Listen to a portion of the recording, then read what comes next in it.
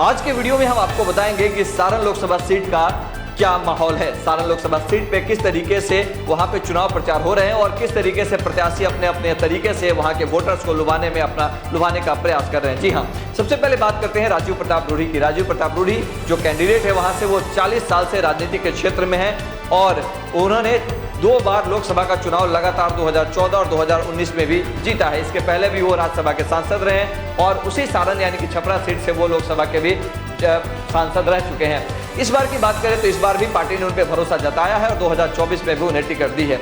ऐसा माना जा रहा है कि इस बार उनकी जीत जो है सुनिश्चित है। इसके कई कारण जो उनके कार्यकर्ता है वो गिनवा रहे हैं। जैसे बीजेपी का जो अपना वोट बैंक है, स्वर्ण वोट बैंक, वो तो उनके साथ है ही राजीव प्रताप रूढ़ी के साथ। दूसरी अगर बात करें तो नीतीश कुमार जो कि कुर्मी जाति से आते हैं, उनका भी वोट बैंक जो है उसका जो फायदा है वो कहीं ना कहीं राजीव प्रताप रूढ़ी को सारण में मिलता हुआ दिख रहा है। तो चिराग पासवान भी, क्योंकि वो पासवान जाति से आते हैं और उनका एक अपना युवाओं में प्रभाव है, क्रेज है, तो उनके जो फॉलोअर्स हैं या फिर उनके जो वोटर हैं वो वोट भी कहीं ना कहीं राजीव प्रताप रूढ़ी को मिलता हुआ दिख रहा है। जीतन राम मांझी वो भी एनडीए का हिस्सा है और जीतन राम मांझी के पास भी जो वोट बैंक है वो भी वोट बैंक कहीं ना कहीं राजीव प्रताप रूढ़ी को मिलता हुआ दिख रहा है। साथ ही साथ अगर हम उपेंद्र कुशवाहा की बात करें, उपेंद्र कुशवाहा भी यानी कि कुशवाहा जाति की जो वोट है तो वो भी सारण में अहम रोल निभाती है। तो उपेंद्र कुशवाहा भी एनडीए का हिस्सा है। ऐसा माना जा रहा है कि उपेंद्र कुशवाहा के जो कुशवाहा वोटर्स हैं उन पर उनका प्रभाव है और वो भी वोट कहीं ना कहीं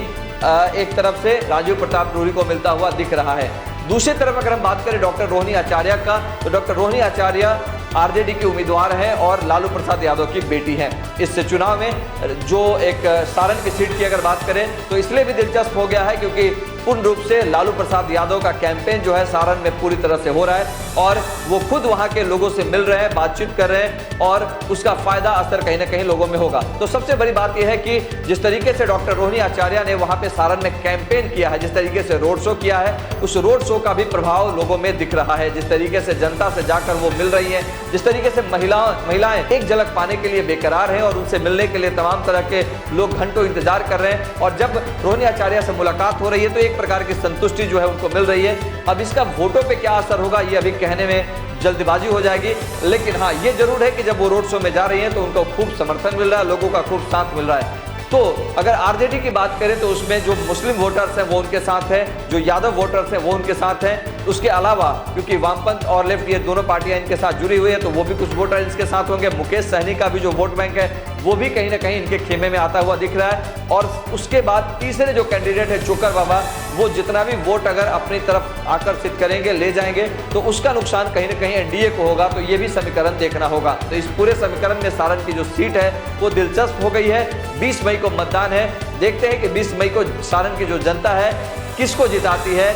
क्या अगर सारण की जनता अगर चाहेगी तो राजीव प्रताप रूढ़ी तीसरी बार लगातार वहां के सांसद बन सकते हैं, या फिर अगर जनता चाहेगी तो वहां बदलाव करके डॉक्टर रोहिणी आचार्य को जिता करके पहली बार उन्हें संसद में भेज सकती है। जनता का क्या मानना है, क्या कहना है, ये सब कुछ तय होगा 20 मई को और इसके नतीजे आएंगे 4 जून को।